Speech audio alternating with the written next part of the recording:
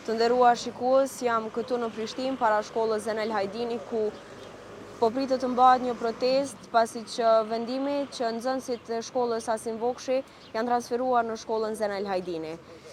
Prindrit po tregojnë se kjo shkollë është larg nga vetëmarrëmet e tyre dhe rruga deri këtu për nxënësit është mjaft e pasigurt.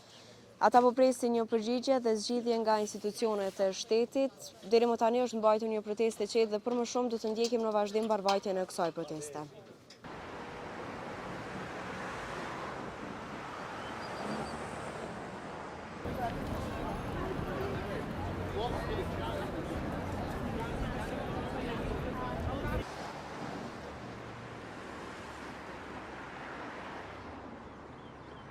Na jemi dalë me kërku kthimin e fëmijëve tonë në shkollën Asim Vokshi për arsye të sigurisë, që nuk ka siguri.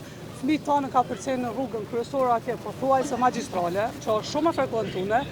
Edhe kjo pjesë aknej ka të vinë është rruga shumë e ngarkuar, shumë e frekuentuar, nuk është rrugë e thjeshtë e lagjës një rrugic, po është rrugë që kalojnë autobusat, shumë automjete të mëdha që për fëmijët prej moshës 5 vjeçare që fillojnë parashkollor deri në moshën diku rreth 12 vjeçare është rrugë shumë e rrezikshme. Edhe ne kemi dalë me një kërkesë që nuk jemi kundër proceseve që ndodhen nëpër shkolla, nëse nëpër këtë shkolla ka ndodhur mësimi tërditor, le të bëhet edhe për ne, po le të bëhet në shkollën tonë për shkaqe të sigurisë.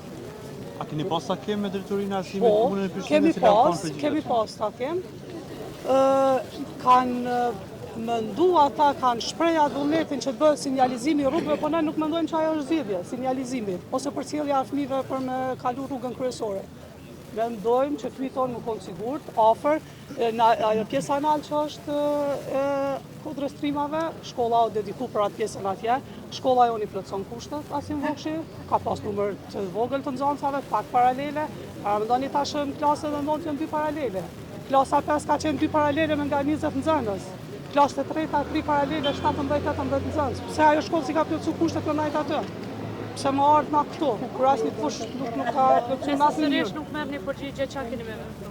Ne nëse nuk marrim përgjigje, besojmë që do të shkojmë në mënyrë ligjore, kërkojmë së pari për sigurinë e fëmijëve tonë që kemi të drejtë, edhe kjo çështje është e përfshirë edhe me decentralizimin e shkollave, që na kemi drejtë si prind më kërku për mirëqenien e fëmijëve tonë, për sigurinë e fëmijëve tonë dhe do të vazhdojmë në instanca më të larta.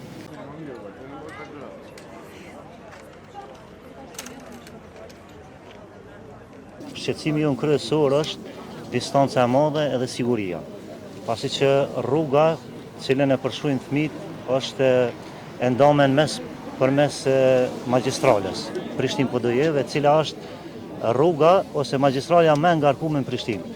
Kështu që është shqetësim shumë i madh për neve. Nëse nuk bëhet zgjedhje me i kthy fëmijët tonë në Asim Vokshi, atëherë kemi me pas probleme, pasi që edhe para disa ditësh është bërë një aksident, është aksidentuar një fëmijë shkel prej kerrit dhe në të ardhmen e kemi problem dhe kemi shqetësim shumë të madh. Po sa shumë nxënësve që do të thotë kërkojnë kthimin e Asim? Po na komplet shkolla Asim Vokshi është, do të thotë është bardh këtu.